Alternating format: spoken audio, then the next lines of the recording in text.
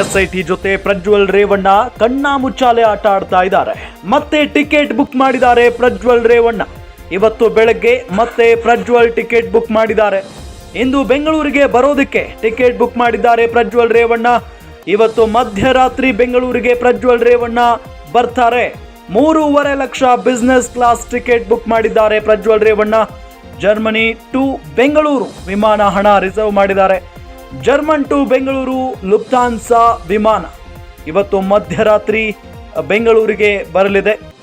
ಪ್ರಜ್ವಲ್ ರೇವಣ್ಣ ಯಾವಾಗ ಬರ್ತಾರೆ ಅನ್ನೋ ಕುತೂಹಲ ಎಲ್ಲರಿಗೂ ಕೂಡ ಇದ್ದೇ ಇದೆ. ಯಾಕೆ ಅಂತ ಹೇಳಿದ್ರೆ ಈ ಪ್ರಕರಣದ ಮೇನ್ ಆರೋಪಿ ಪ್ರಜ್ವಲ್ ರೇವಣ್ಣ. ಹಾಗಾಗಿ ಅವರು ಬಂದ ನಂತರ ಈ ಪ್ರಕರಣಕ್ಕೆ ಒಂದು ತಿರುವು ಸಿಗಲಿದೆ.